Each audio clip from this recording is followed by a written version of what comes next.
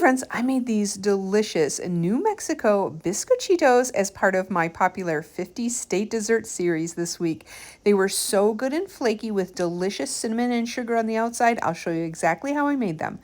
We're going to start with 3 cups of flour, 1.5 teaspoons of baking powder, and a half teaspoon of salt. Now to this, we are going to add some anise seed. Now we needed this crush, but I could only find it as seeds, so I used this meat mallet and I pounded them out and it worked perfectly fine. We're going to use 3 teaspoons of this, and don't worry, it won't have a really strong anise flavor. They are so good. Now we're going to add in the zest of 1 orange. So we're going to take this orange and just zest that whole thing. Once we have that completely zested, we're going to stir this together, and then we're going to set these dry ingredients to the side.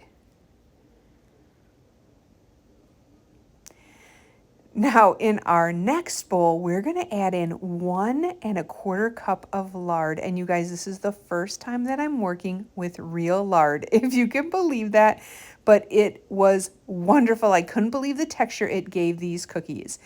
I added in 3/4 cup of sugar to this, and then we're just going to mix that with our electric mixer for about 3 minutes until this is nice and fluffy.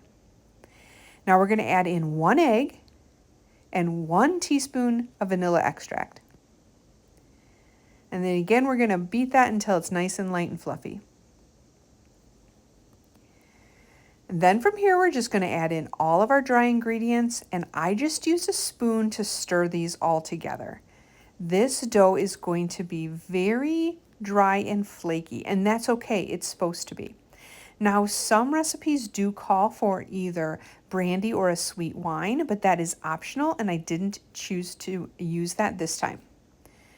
But I will tell you, the anise flavor was so mild, and the orange came through wonderfully, and this lard just made the texture of these cookies so nice and flaky. This was definitely a recipe that I will make again. You can see here how dry this dough is, and that's perfectly fine.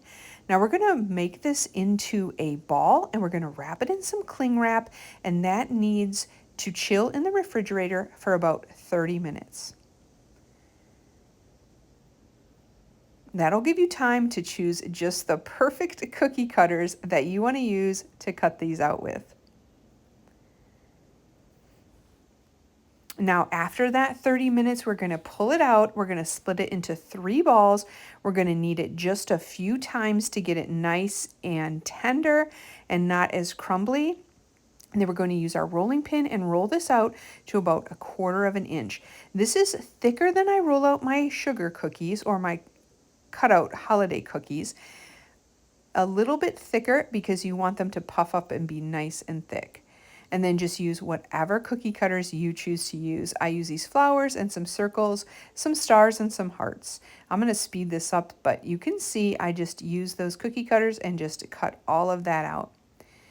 And then once you've done 1 round, you just squish that back together, form it into a ball, and roll it out just like you would a regular sugar cookie. I've been having so much fun making these popular state desserts. Now again, this was for New Mexico, and it's just so interesting to learn about what they make in different states. This is a traditional Christmas cookie in New Mexico, and you can tell by the spicy flavors that it would be perfect for Christmas. Now we got this tray full. We're going to pop it in the oven. I found 14 minutes was the perfect time for mine. You don't want them to be brown. You just want them to be completely done. Maybe a tiny bit of golden brown on the sides. Now while the first one was baking, I just made another tray of some more designs. And then before the first tray came out, we're going to make this topping. That was 1 cup of sugar and 2 teaspoons of cinnamon. And we're going to just stir this all together. You could probably go even a little bit less, maybe 3/4 cup, because I did not use quite all of this cinnamon sugar. Once that's all combined, we're going to pull our cookies out and we're going to let them cool on this tray for 10 minutes. But when they're nice and hot still, we're going to just sprinkle some sugar or cinnamon sugar right on top of these. You want to do this right when they come out of the oven and they're nice and hot. I use this little sifter just because it was a little bit easier, but definitely use a spoon or whatever you have. And now once they've cooled about 10 minutes or so, we're going to take them off the tray and then just dip the bottoms in the cinnamon and sugar and then put them on a cooling rack to fully cool.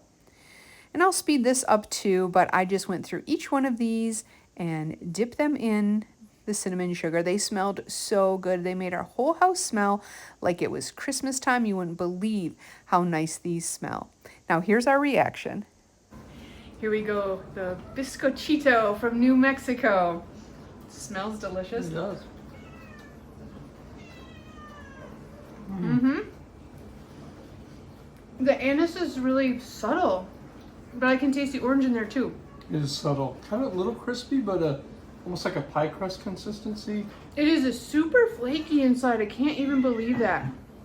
A little hint of that orange in the back too. That has got to be from the lard. Only thing I would like on the frosted, I told her.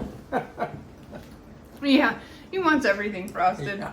These Or are butter. really good though. They're very good. Way to Thanks, go, honey. New Good job. Mexico. Yeah, way to go.